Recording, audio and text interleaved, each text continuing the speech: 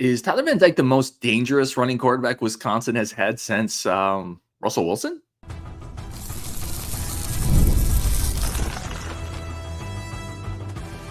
You are Locked On Badgers, your daily podcast on the Wisconsin Badgers.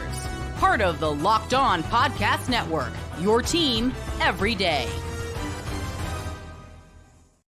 What is going on, Badger fans? Welcome to Locked On Badgers, your team every single day. Thank you so much for tuning in. I'm your host, Ryan Harings, part of the Locked On Podcast Network. Really, really grateful to have you here. I know there's a lot of ways you can spend time, and it's unbelievably humbling to have you spend a little bit of it with us. We've been doing shows once a week, just taking a few of your comments either on the YouTube channel, Twitter, in the Discord, and a few comments that I want to expand on, or a few comments that caught my eye, or a few comments that challenge my opinions. We throw them up here and we talk about it. So this is the community show. I need a name for this segment. Somebody let me know what I should name this segment, where we take those 3 or 4 comments from the week and talk about them. We're going to name it and brand it, but let's get into it. The first comment here, I thought this was a good one from Vladis Mosley. He said, quote, "Like I said, Van Dyke is not a statue. He's very elusive in the pocket and a deceptive runner." So I was thinking about this comment. This is off the YouTube channel. I was thinking about this because I was at practice today, and Van Dyke took a read option off the right side and ran. It's always hard to tell. I think in a live setting where opposing defenses are trying to actually kill the quarterback, I think he probably would have been tackled down about the 5-yard line, something like that. But that still would have been a 50-yard gain, right? It was a massive ripoff on the ground for Van Dyke. And I was thinking, is this the most dangerous runner Wisconsin has had at quarterback since ... Russell Wilson? Is that possible? And granted, it's not necessarily the highest bar. It's not as if Lamar Jackson and, Scott Frost followed up Russell Wilson, but you're still some mobile guys. Jack Cohn was pretty mobile, former lacrosse player, scored on the ground a couple times against Ohio State. Obviously, Tanner Mordecai ran a really good 40 and was pretty quick in open space. But Van Dyke's a little different. And I'm not saying the fastest quarterback. I'm saying Van Dyke could be the most dangerous, because Mordecai didn't really rip off or gash off big chunks. And I think Van Dyke might have the potential with his frame and his north-south speed to really gash some defenses this year. And this is something they're repping in practice. This is something I think they understand can be a big part of their offense when used sparingly, but effectively, right? This is not a guy you're going to run 15 times, but 3rd and 7, if there's a gap, he could rip off 15.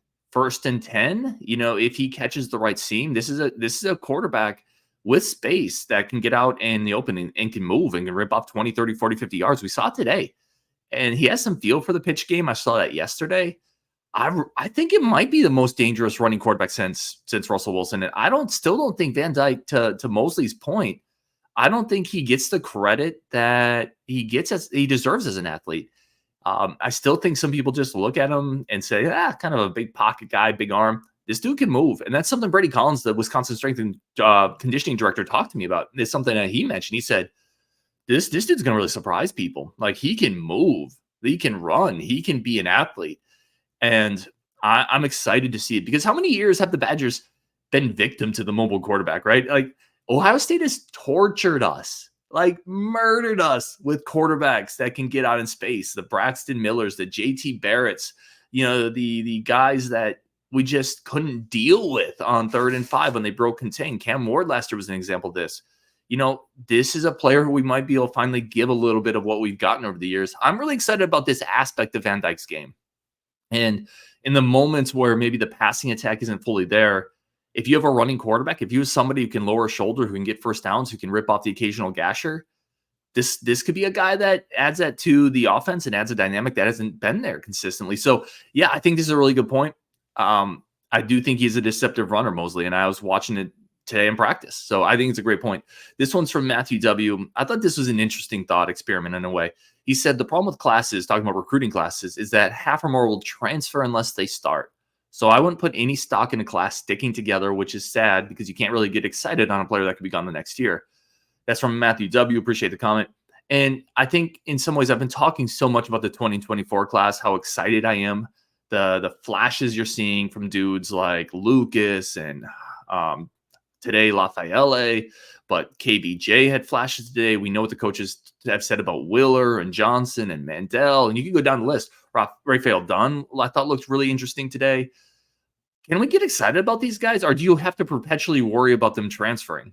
Right? Is there kind of a limit to how excited you can be? First of all, I would say as a fan, be excited, right? Like that. I mean, ultimately, that's what I still am. I'm a fan that now kind of covers the team, but I'm a fan. So I get excited about it because the alternative is just not to follow recruiting. Like if you're not going to get excited about it, then I would say probably don't follow recruiting, which is fair too. But if you're going to follow it, then get excited about the wins, get excited about the young talent. The other part of this I would talk about is Luke Fickell has spoken on this. He spoke on this, I should say. And the importance of retaining talent is paramount to the Badgers, right? From an energy standpoint, from a resources standpoint, getting the talent here and then retaining it is a huge, huge deal. And the type of culture they're building, I think players are going to want to be a part of that. And I think players are going to want to stick around for that because I think it's going to be a culture that is mature, treats players the right way. And not everybody's going to stay because that's life, right? Not every great employee stays at a business either. You don't keep 100% of people, but I think they're going to retain the players that they really want to retain. And I don't foresee that as a huge issue at Wisconsin. In a way, you could just look at the pudding, right? The proof's in the pudding. Who have they lost on the football side that is kind of heartbreaking? And they really haven't. Now, that's not to say some of the guys that have left are bad or they wouldn't want, but ultimately, I think they're going to do a pretty good job of retaining the talent. So I would say, man, get excited. Get excited about the recruiting classes. Get excited about the wins. And get excited about that 2024 class because I do think it's going to stick together. I do think they're going to keep the talent for the most part that they want to keep.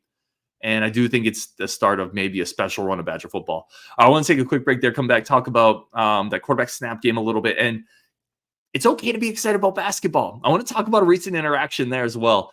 Anyway, let's take a quick break for our friends of the show over at Game Time. And a quick second to say thank you as always.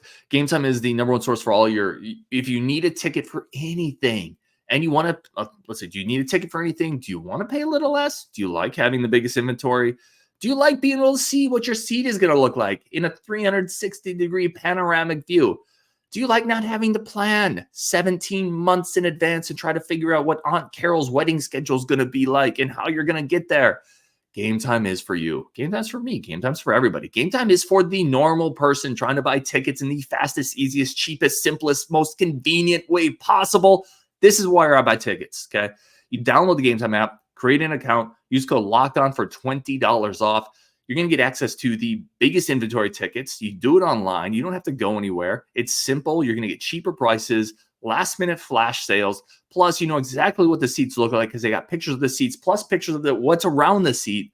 So you know exactly how far the hot dog dude is away, how far the beer stand is away, how far that bathroom is away. Go over to Game Time. Download the Game Time app today. Use code LOCKEDONCollege for $20 off your first purchase. That's code LOCKEDONCollege for $20 off. Download Game Time today. Last minute tickets, lowest price guaranteed. Okay, let's talk quarterback snaps a little bit. Certainly a thing that was a big issue last year. This comment is from Tim P. He said, I've got a question. How did the shotgun snaps quarterback rhythm look like? Another way to say it is how quickly are quarterbacks able to get into progressions once they call hike?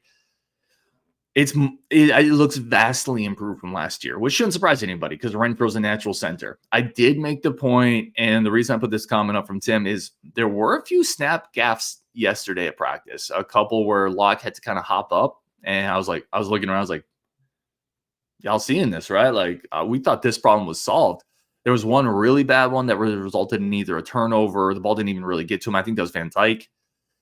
But they look great today. I haven't heard anything from the other practices. I don't think it's an issue. The snaps look on point. And it's funny that we're talking about snapping, but that was a major issue last year. I don't think that's a problem this year. So I won't stress it. I think this issue, as long as Renfro is healthy, I think this issue has been solved.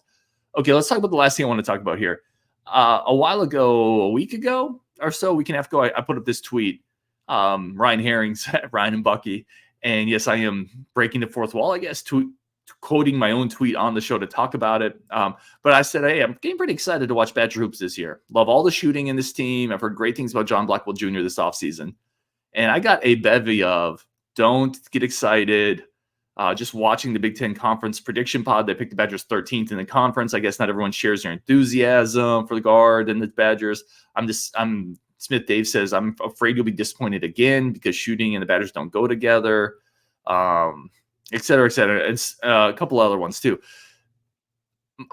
I find it interesting. So listen, this show, one thing we do, I think, and I never want to stray from is we never tell anybody how to fan. You want to be excited about something, disappointed in something, mediocre on something, over the moon on something, man. Fan how you want to fan, right? That's the whole point of it.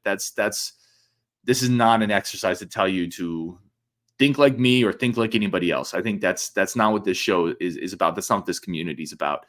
But I individually find it really interesting that you have a team that by a lot of metrics was pretty successful last year, right? Number 5 seed in the conference tournament, beat Purdue, who was a 1 seed. Number 5 in the March Madness, by the way. Sorry, conference tournament in March. Beat Purdue, beat Marquette, had some really good wins. And yes, I'm not glossing over. There was a dreadful midseason swoon. An inexcusable loss to Michigan. A terrible outing in March. That game was terrible. That was one of the more disappointing efforts I've seen from a Badgers basketball team in a while. Losing to a 12 seed and losing in a way where it felt like it wasn't competitive. But I'm also not forgetting everything else. And it feels like the pendulum on the basketball side has swung so far. I'm excited about basketball. Let me tell you why.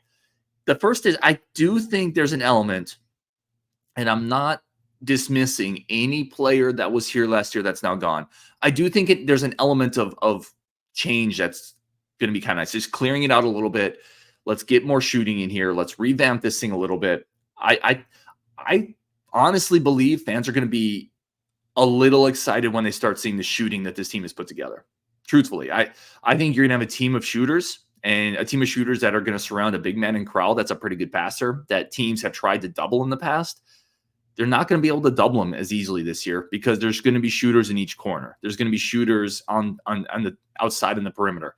Amos, Tanjay, Klesmit, Freitag, Hunter, all these dudes, I'm telling you, can shoot. And when you start surrounding a guy with shooters, I think there could be some really interesting pieces here. You're bringing in a really high-level freshman. I think John Blackwell Jr., from what we've heard and what I've heard and what I've talked to players about, is a potential NBA guy. So now suddenly if you have an NBA guy on the wing and you have shooters all around him and the big man, I think he takes a big jump to the point where Blackwell might be the best player on this team next year. People are freaked out about you lost the NBA potential wing in store. Who's going to replace him? I think it could be Blackwell. I think Blackwell's going to take a big jump. And that's something Cameron Hunter talked about, said, hey, he's a quote unquote, from Cameron Hunter's words, he's a walking pro. He can get to his spots. I heard from inside the program, Blackwell's took a big jump. I don't know, man. I'm excited. I'm excited to watch it. And I'm curious what needs to happen for Badger fans to kind of get back on board with that. Or if they just need to be in a wait and see. And if it's wait and see, that's fine too. But I think there's a lot of unique pieces here. And I think the defense is going to be better. I know the shooting's going to be better. Now there's areas of concern. I'm worried about us on the boards. I'm worried about us in the post. Defensively, we need to find a way to be physical in a conference that's very physical after losing Tyler Wall, who was one of our better physical post defenders last year. So listen, there's questions. There's reasons to be worried. But I think there's a lot of reasons to potentially be excited here that Badger fans are not looking at. So I don't know. Like I said, fan however you want to fan. This is never an exercise in telling you, hey, think like me, don't think like that, whatever. You fan however you want to fan.